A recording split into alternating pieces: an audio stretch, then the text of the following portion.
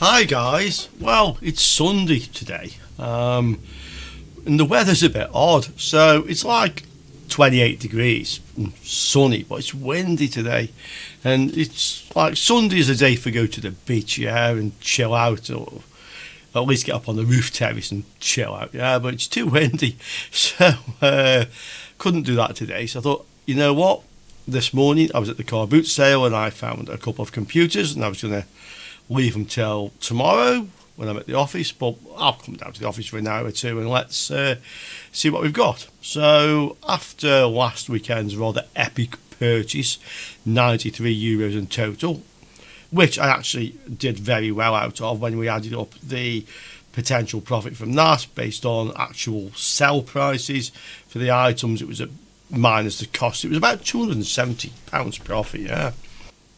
So this week I only bought 2 computers from the same guy that I bought the 3 last week. Again, as usual, I was looking for retro machines. He had one retro computer which was really quite interesting. I don't know exactly what it is yet, we'll have a look soon. And he had this one as well, so it was kind of like €25 for the 2. This one, more recent, plasticky fake brushed aluminium front, and it doesn't have a I/O shield on the backing plate. You can see the heatsink in there. This is an Intel machine, and I gave him €10 for this, mainly because he wanted me to buy both. So what do we have here? Let's take this off. Can we make €10 out of it? That's the question. Does it work? That's another good question. It has a graphics card in of some sort or other. Ace of clubs, yeah.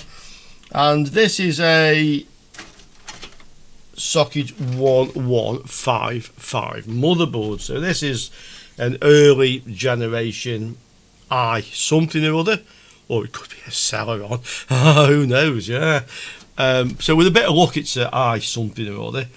If it's an i7, we might do quite well from it, and if it's an i3, maybe not so.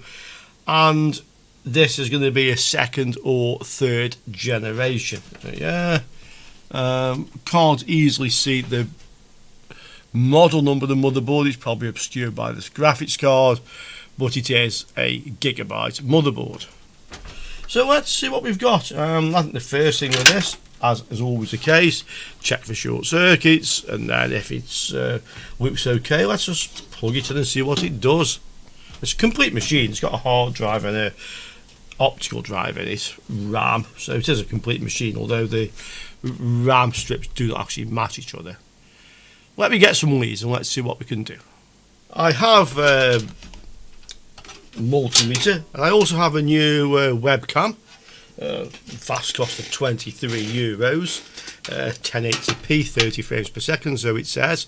This is in response to having enough of the complaints about the other one kept flashing and flickering, so let me know what you think of the new webcam. Now let me see what I think of this motherboard. So we'll go on to ground and we'll go into 12 volts. And it ain't short, so just capacitor's charging. So I think it's probably fairly safe to just plug this in, unless the power supply wants to go bang, of course, which could be interesting. I could put the current limiter on, but there again we could just live dangerously, yeah? So let me get a power lead and let's just do that.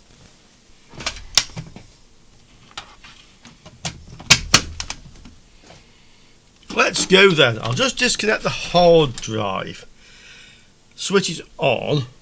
It didn't go bang, and in fact it doesn't do anything, and I do have power on this, so it's absolutely like dead as in dead as a, yeah, it doesn't do anything at all. Let's take the motherboard and the graphics card out, because that's the main interest with this machine anyway to me, and let's try it on a good power supply. Here's the motherboard and the little graphics card, NVIDIA.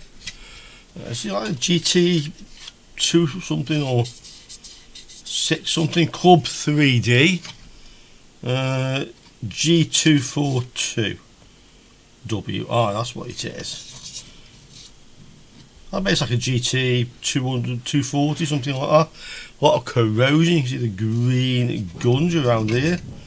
Interesting to see if it actually works, very dirty. But that is what we have. Okay, but for now let's look at this motherboard. So it's got onboard video, so I'll just connect using that for now. But we'll go down the usual method with this. We'll take the RAM out. That comes out easy. That one is effectively jammed. Oh, screw rattling around, but that's probably since I took the motherboard out of the case. We have two very mismatched. This is a 4 gig DDR3, and this one is a 2 gig. So that's not probably going to work too well, but I don't think that, I mean, obviously that wouldn't stop it just powering up. There's no CMOS battery on it. Let's connect an own good power supply and see if we get any bleeps out of this thing. We're ready to go. Let's try it. Oh, doesn't like it, does it? This doesn't like that. Oh, did it trip the power supply out? But there was no shorts. I mean, I can check again. Ohms range.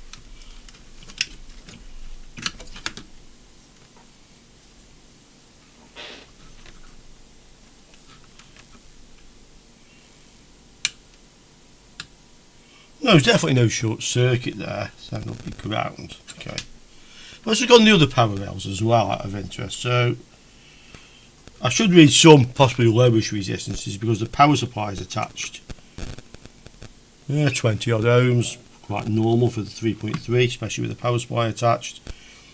Yeah, a couple of them climbing on the 12 volts there, 5 volts. Yeah, I'm fine with that. No short circuits for sure. Minus 12, yeah, no problem there.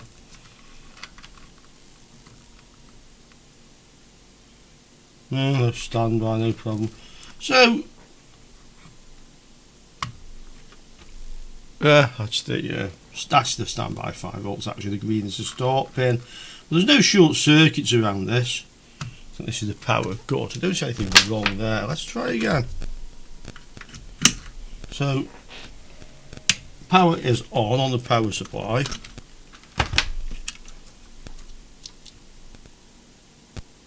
Yeah, it kind of like comes on and goes off, and once it's gone off it won't start. Okay, what's the power supply doing? Volts range. Do we have 5 volt standby?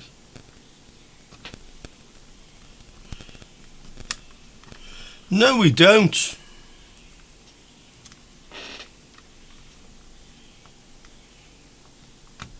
I think it is actually tripping the power supply. Turn the power off. Okay. Power back on again. Nothing there.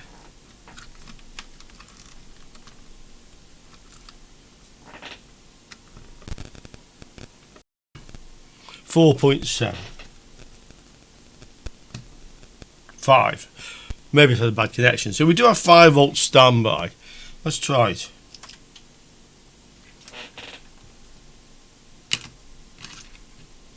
Nothing happens. Lid is attached. This one does not want to start. Switched off again. Back on again. So I'm actually now connecting to the green wire. What happens when I press the button? Well, it started, yeah. If I press it again, in fact now for some reason now it is starting. What the hell was going on there? It's now starting and bleeping. Why is it done that now? I mean, the only difference being I poked the meter lead down there, yeah. Power on. Well, guys, answers in the comment below. Yeah, tell me, why is that now starting up? And it obviously has no RAM, so we'll try just a single strip first, just one channel. See if this is any good. feels a bit sticky. That's a bit better. We'll attach the monitor and let's give it a go.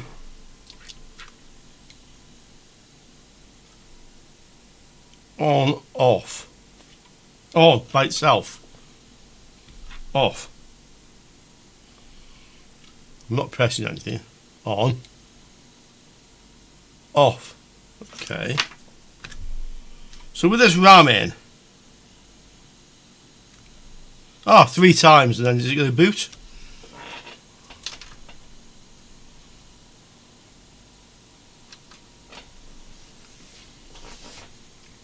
Well, there's nothing on the screen.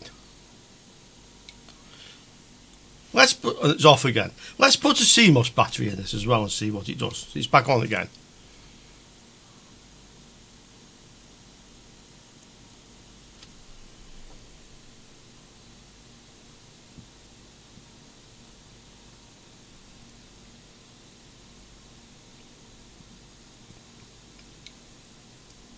Yeah, so it's running, but there's nothing coming up on the screen. Let's put a battery.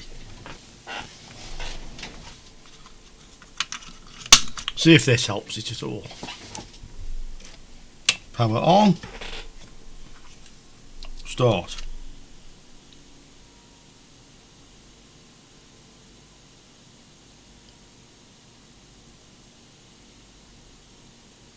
Okay, so it's powered up like it did before without the CMOS battery. It's going to shut down by itself again in a little while. Yeah, I need to go quick.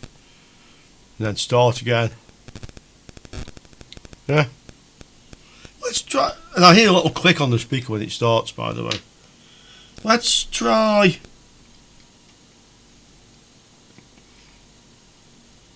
different memory.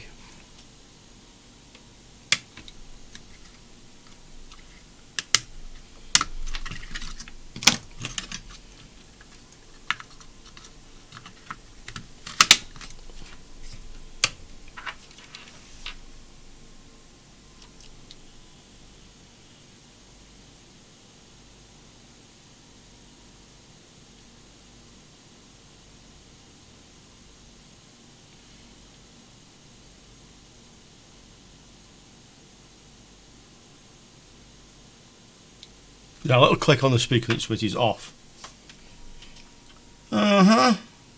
This is quite similar to what I've seen, and particularly with gigabyte motherboards of this sort of era, whereby you get a corrupted BIOS and it will do something like this, especially that little click on the speaker when it switches off, which you may or may not have heard.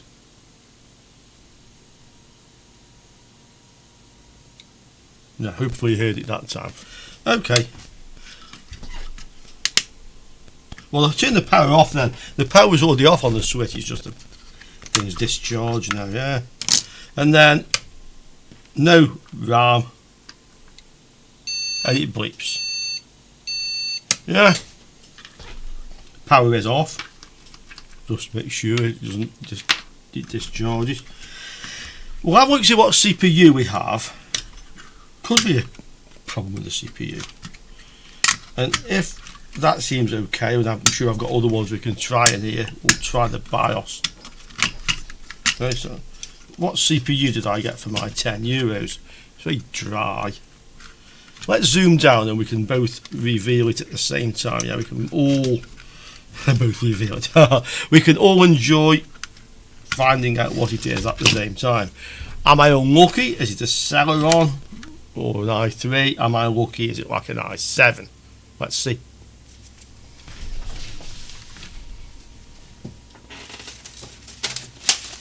Little bit of kitchen roll. What we got? Or is it middle for diddle? i5.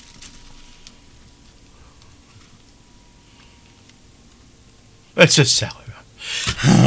It's a Celeron. That's like the worst thing it could be.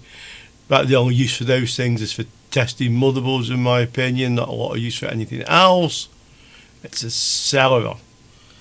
Right. I'll find us another CPU we can try in this. If that doesn't help, then I'll stick with what I was saying and let's try reprogramming the BIOS. let's try another CPU then. So the socket looks clean, don't see any bent pins in there, nothing obvious. That looks alright to me. What bit of dust maybe.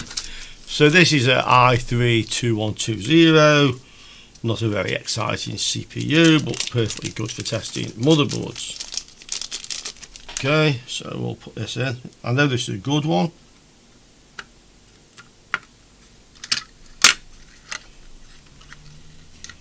Put my test heatsink on and just bounce it on there. Let's see if that powers up.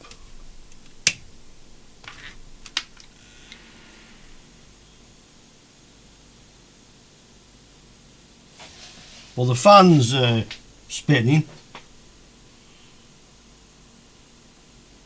but it's not doing anything.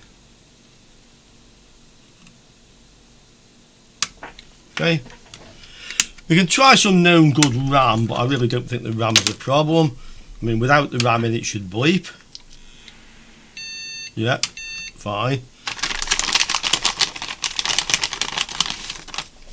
These are known good DDR3, so we can pop these in.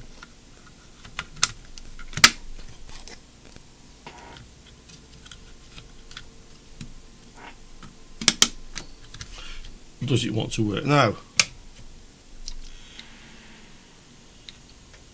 Now I get a little click on the speaker again. It's off. It's back on by itself. Little click on the speaker, off again. Again, little click and off.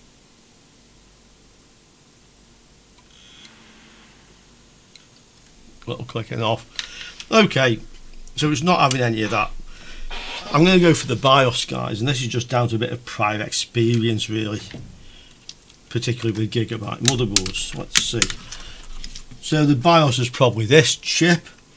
We can have a look under the microscope. No, I tell a lie. There was two chips here, and they actually say backup and main BIOS by them, and quite often I found they're both corrupted. So I'll desolder these because it's not booting up, and I will program put the latest BIOS, and I can find this motherboard, and let's see what it does.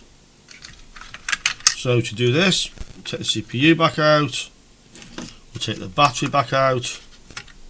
Okay, and we can do this with just hot air. We don't really need the preheater to do this.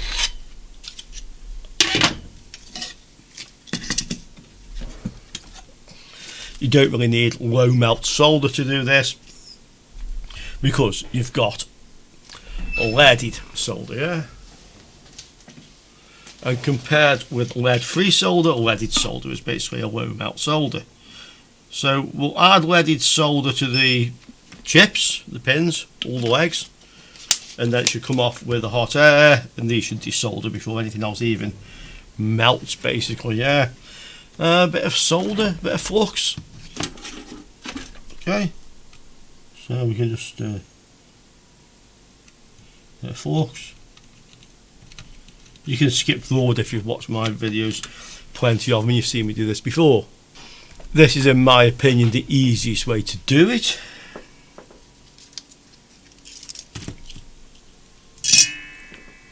Take some solder. It might help if I just warm the area of the board first, but we'll try without. Get solder and get it onto the pins, and hopefully get it onto all the pins and bridged together like so. Same on that side, like so, and the same with the other one.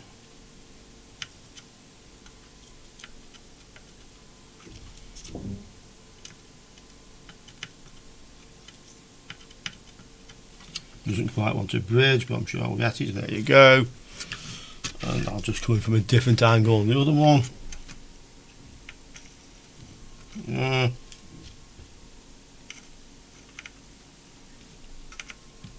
Like so. And now it's going to be fairly easy to remove. I'll just put it onto my little metal stand to get it off the bench so I don't burn the anti-static mat.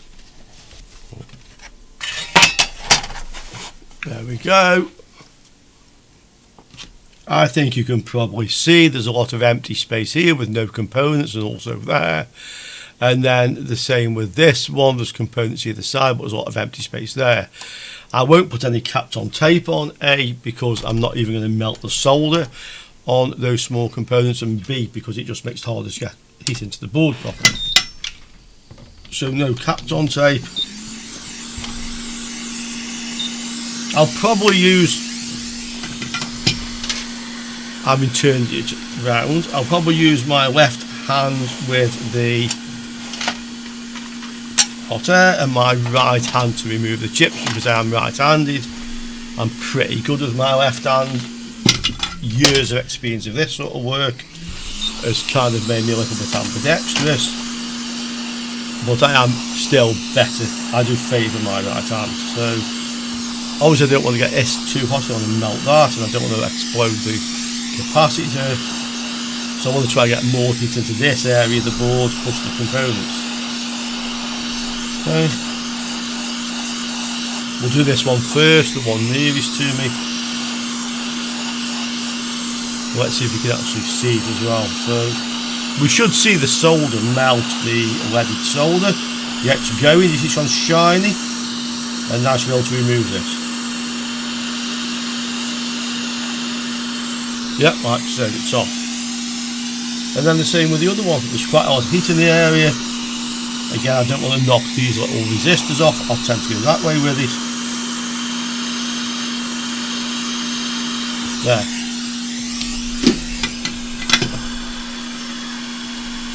Two chips are off. While this is nice and warm, let's get rid of that excess solder.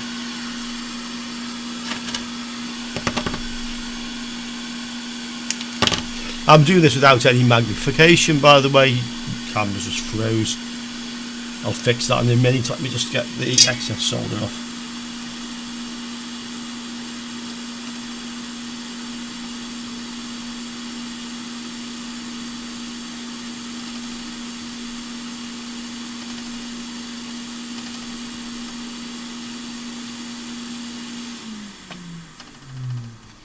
Okay.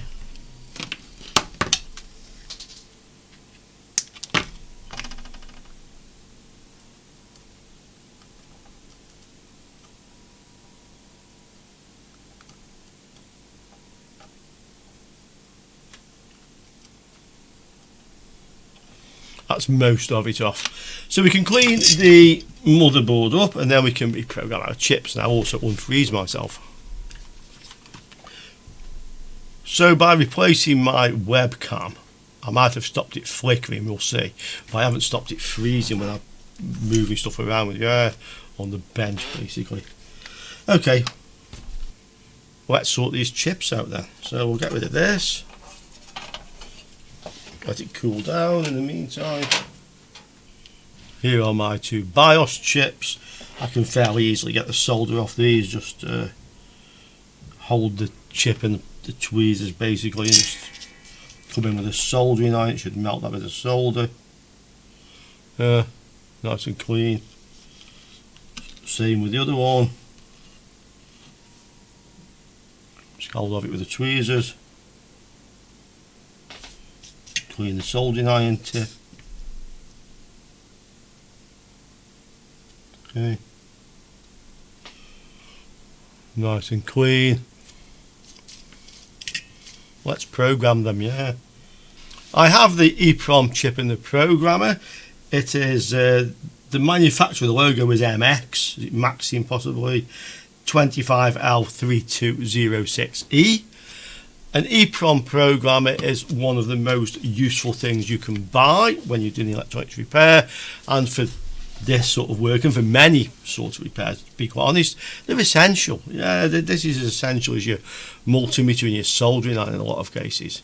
So we have the thing ready to program. Let's see if we can find the correct file. Best place without a doubt is the manufacturer's website. So I will search for GA-H61M -D2-B3. BIOS. Let's see what we can find.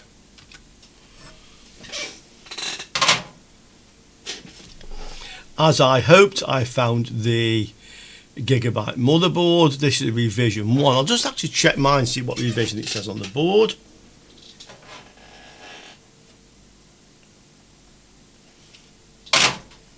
Mine is indeed a revision 1.0. Let's see if we can find the BIOS file. Strange, you would have to enter an OS to find the BIOS. Maybe I don't actually have to do it. BIOS 10. So the most recent one is version F10. So we will have that.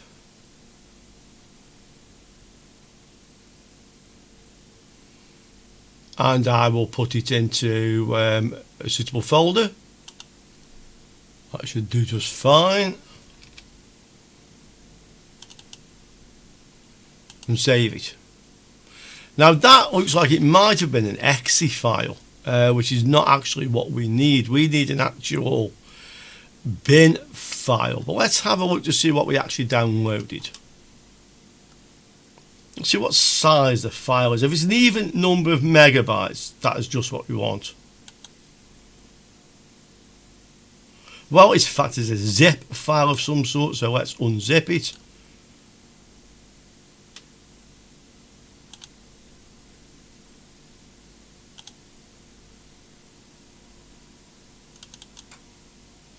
And now, okay, so it actually has the executable file to use the flashing program, but the board won't even boot, so that's useless to us. And this is probably the bin file. It's a 4 meg, it's exactly a round number, so that's probably okay. And we can compare because we can look at the size of the one that we actually read from the original chip. So I'm actually going to save the original one anyway. So let's now go into our EEPROM programmer. Let's find the chip we want.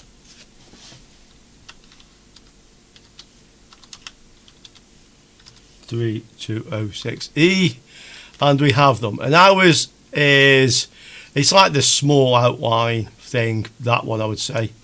You can see there are some 16-pin versions. I think these are one-time programmable. Ours isn't. Ours is a rewritable one. So I'm just going to use that one. I suspect actually that any of the 8-pin files would actually work. But we can select it. And if we leave this ticked check ID, it'll actually tell us if it's the right chip. Anyway, so let's try and read it. Read. Well, it says OK, so it's identified the chip. All EEPROMs have like an identifier, which the program can read and tell you if it's the correct one. You can bypass that if you wish. Sometimes you need to do that, but it's nice to see you recognise the chip.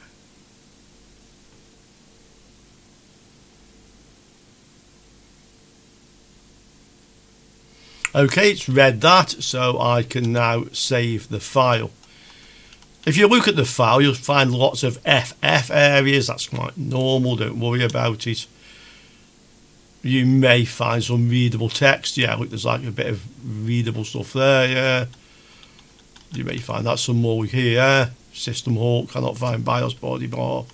Yeah. So it's definitely read it correctly. Let's save it.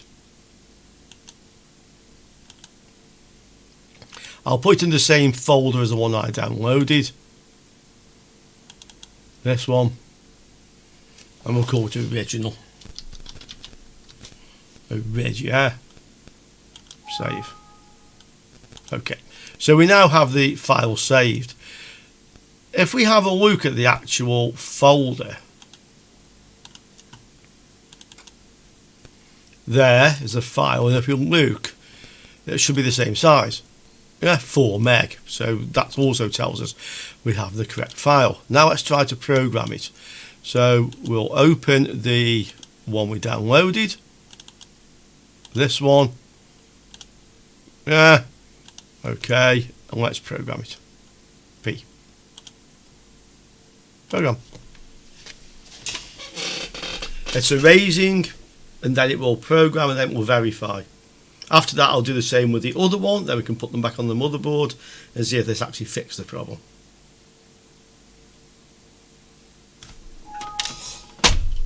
Oh, something upset it there.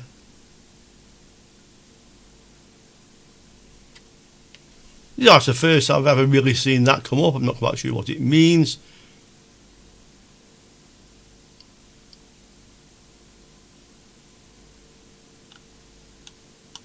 He clearly didn't like it. In fact, it seems to be stuck in a raise loop. Let's get rid of the error message. Oh, fun enough, now it says it's programming.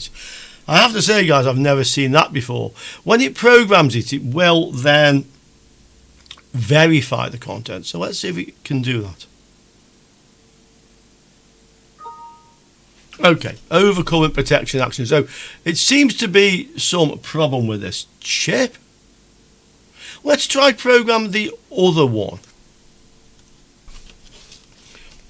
I have the other chip inserted. Let's try it. So again, we'll try to read it. Read. Check chip. Okay, let's just restart the programmer. Well, this is the first one. I mean, it's reading it, yeah? I'll try and program this again. I'll try and just clean up the contacts on the other one, but it looked okay, to be honest.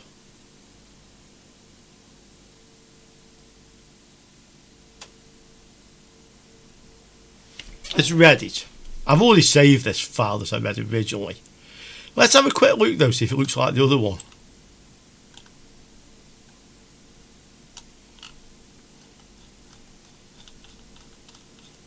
Maybe not. I think it only programs so much of it. All this is FFs at the end. I don't see any text. Let's give it a go.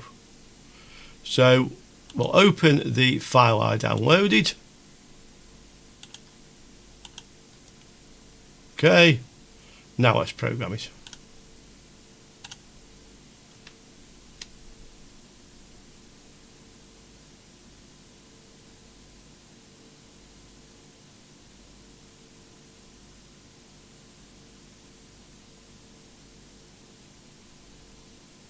No errors this time.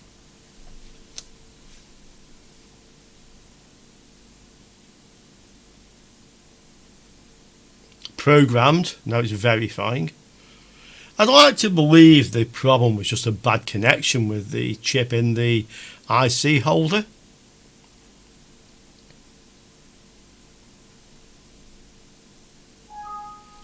No, read error code. So it's not happy with this. That was during the verification. This looks like I may have either something's gone wrong with my programmer or there's some problem with these chips. Yeah. Yeah. So it's reading back like corrupted data. We can try once more, but I don't think it's going to help us. Again, errors. It doesn't like that at all, does it? Let's just try the one again. I've put the other one in, the one I couldn't even read. Will it read this one now? Yes, you got the ident.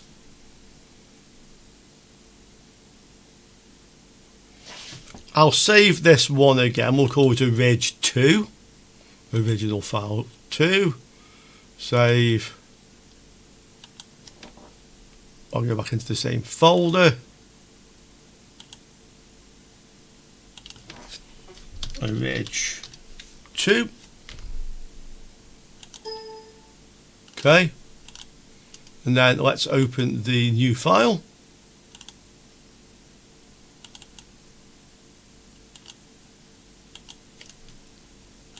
And let's try to program it.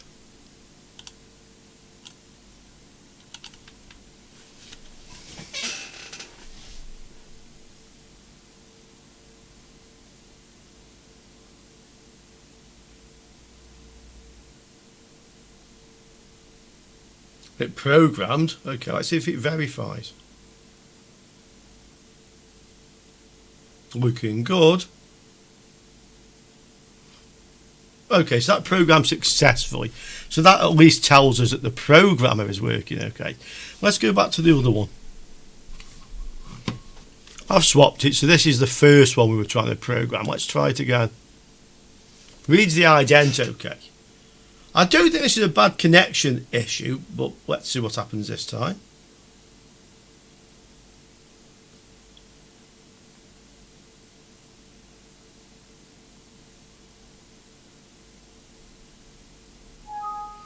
Yeah, this chip has got some problems. Yeah, I've got a spare one. Well, guys, you can see there I was having trouble programming them. This one is actually programmed and verified.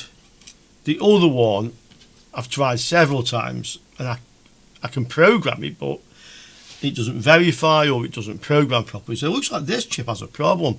I've had a look at my stash of salvage bits. I don't find any of these. I mean, I'm sure I can easily get some, not a problem. But it may be that if we just put this one into the main BIOS and leave this one out, it might just boot up. If it doesn't boot up, I'm still fairly convinced we have a BIOS problem. I'll just get some more chips and we can come back to this one. But let's have a go. Let's just put this one first as the main BIOS. I fitted the main BIOS back on, but left the backup BIOS off because that definitely has some problems, that chip, according to my programmer. The fact it's working with the other one tells me it's not the programmer, it is the chip. Let's see what happens now. So I've left the RAM out for the moment just to see if it still bleeps with the one BIOS chip.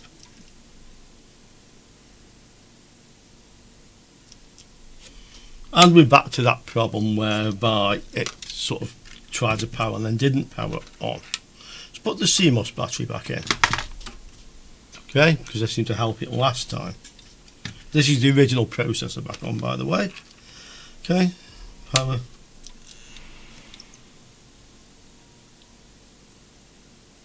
Powered up, powered off, powered up, bleeping. Okay, let's put our RAM in. I'll just put one in to start with. Okay, what happens now?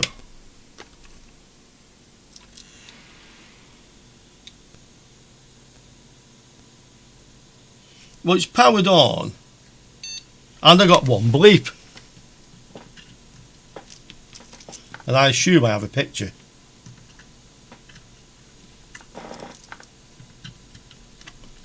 Okay, blue lights on the screen. Yeah. So in fact, it actually powers up now.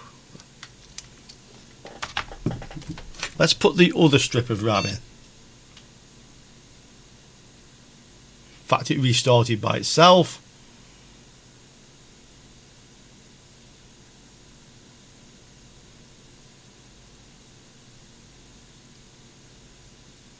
And now we just have a flashing cursor like it wants the hard drive. Let's put the other RAM in and then let's see if we can get to boot from the hard drive. Okay, so it's powering up now. It has Windows 7 on by the looks of it. So we've learned a few interesting things here, like, for example, you can actually have a faulty BIOS chip, not just corrupted, but actually a duff chip. Yeah, I think it's about the first time I've ever actually come across that. Maybe it's not very common. The other thing I'd have to say we've learned is that a motherboard will boot up, or at least this one will boot up, with just the one BIOS chip fitted. Yeah, just the main one and not the backup one. Okay, there's only 2 gig of RAM on, so it'll probably take a little while to boot up, but I'm confident we can say that this one is actually working. And just to prove it, there was the screen. Oh, Steam. Oh, got some Steam catalogue on here. I wonder if there's anything interesting. Will it actually log in? Do you know, I don't have a LAN cable attached, but I'd have to do that. I'll put the graphics card in first though. Okay, I've fitted some more RAM on it now, so I've put, if you can see it there, yeah, a couple of strips there, the blue memory, so it's got 8 gig on it. It's actually just now updating Steam. I've attached the network cable. I don't think this camera's showing it very good. to be quite honest, it's actually as good as my other webcam in this respect. It doesn't seem to focus very well. Okay, fair enough, that can be a problem. But anyway, the machine is working. I'm not going to mess around with it. It's obviously got somebody's stuff on. Legend of Legends I can see there, which is blurred. Discord I can see on there. Maybe it was on my server, yeah. Okay guys, I think that's enough for a Sunday, to be quite honest. Just came in to get out of the wind and ended up with quite an involved repair, yeah. I've tested this new webcam. I'm not impressed. I don't think it's as good as the other one, even though it looks almost identical. I think it's just not focusing properly, so looks like that needs some more work. Should have put up with a flickering one, yeah. Okay, so I have another computer we can look at, one more, some more booty, but for today I think that's enough for a Sunday. Hope you enjoyed that one anyway. We learned a few things. I mean, after all, this is learning electronics repair, yeah. And we now know that, for example, you can take one of the BIOS chips off a dual boot motherboard and it will still work. Okay guys, so I'm off home. Enjoy the rest of the weekend, you guys, and I'll see you all soon on another Learning Electronics Repair video. Ciao for now, guys.